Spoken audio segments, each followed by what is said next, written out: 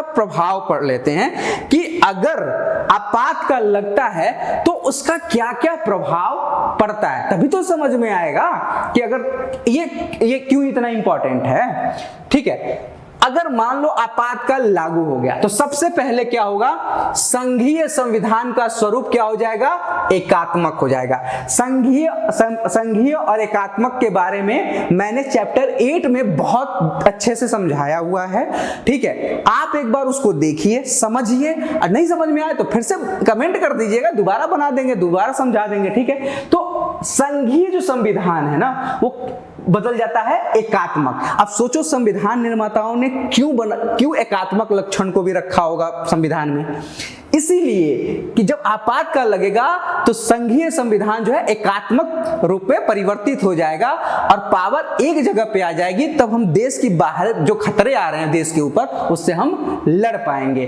तो जैसे ये 352 लागू होगा, भारत का जो संघीय संविधान है वो एकात्मक रूप में बदल जाएगा, यूनिटरी हो जाएगा। ठीक है, सारा पावर सेंटर के पास आ जाएगा। समझ गए। दूसरा चीज क्या बदलाव होगा, दूसरा ये होगा कि राज्य अपनी कार्य शक्ति का उपयोग केंद्र सरकार के निर्देश से करेगी। अब जैसे ये संघीय संविधान एकात्मक हो गया, मतलब सारा पावर आ गया, तो राज्य के पावर खत्म हो जाएंगे ना, खत्म नहीं होंगे, लेकिन राज्य जो है किसके हिसाब से काम करने लगेगा, केंद्र के हिसाब से काम करने लगेगा। तभी तो खतरे से ये, मान लो भारत पाकिस्तान का अगर युद्ध हो जाए और सारे राज्य अपने अपने हिसाब से काम करें, केंद्र सरकार की बातें न माने, तो फिर कैसे हम उस खतरे से निपटेंगे। अभी देखो कितना मॉक ड्रिल हुआ है पूरे भारत में, हर राज्य ने मॉक ड्रिल किया है। किसके निर्देश पे किया था, भारत की जो सरकार है, संघ सरकार है, केंद्र सरकार है, उसी के निर्देश पे तो मॉक ड्रिल होता था, ब्लैकआउट होता था, उसी के निर्देश पे तो करते थे ना। तो क्यों,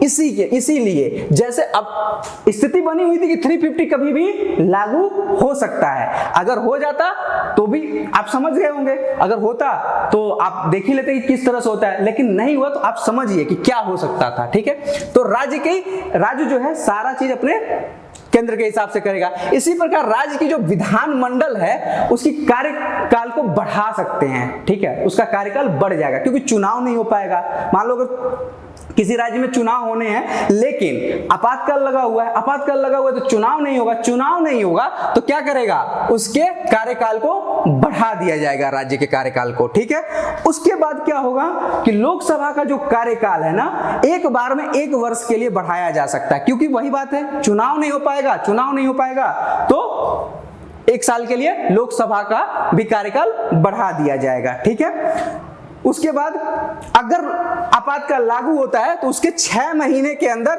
आपको चुनाव करना पड़ेगा फिर से सरकार बनाने के लिए, लोकसभा के गठन के लिए। ठीक है, और राष्ट्रपति को केंद्र और राज्य के बीच में राजस्व को बंटवारे को लेकर नियम में फेरबदल करने का भी पावर मिल जाता है। जैसे राजस्व में क्या, किसको क्या मिलेगा, क्या नहीं मिलेगा। राजस्व का मतलब होता है धन, पैसा, किसको कितना पैसा मिलेगा, किसको नहीं मिलेगा, किसको क्या करना चाहिए, ये सारा डिसीजन राष्ट्रपति ले सकता है। राष्ट्रपति का मतलब है प्रधानमंत्री और कैबिनेट। राष्ट्रपति के बारे में जब हम पढ़ेंगे तो बताएंगे राष्ट्रपति मतलब सही में राष्ट्रपति के पास ताकत है कि नहीं है। ठीक है, वो राष्ट्रपति वाले सेक्शन में पढ़ेंगे। ठीक है, अगला हम देख लेते हैं कि नागरिकों के जो मूल अधिकार है ना वो सस्पेंड हो जाते हैं, लेकिन आर्टिकल 21 को आप सस्पेंड नहीं कर सकते। जीवन का जो अधिकार है ना, राइट टू लाइफ है, उसे सस्पेंड नहीं कर सकते, लेकिन 44वें संविधान संशोधन के पहले इसको भी सस्पेंड कर दिया गया था। क्यों? क्योंकि जब इमरजेंसी इंदिरा गांधी ने लगाया था तो आपको पता होगा कि कितने लाख लोगों को इन्होंने जेल में भर दिया था।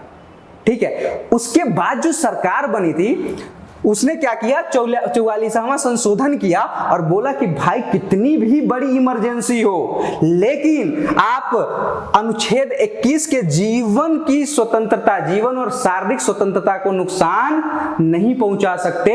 ये बहुत ही इंपॉर्टेंट है और सुप्रीम कोर्ट ने भी इसे वैलिड किया है, इसे माना है, इसे वैध बताया। ठीक है, तो ये समझ में आ गया कि जब आर्टिकल 352 के तहत इमरजेंसी लगता है तो क्या क्या प्रभाव पड़ते हैं और क्या क्या परिवर्तन होने लगता है। ठीक है, चलिए अब अगला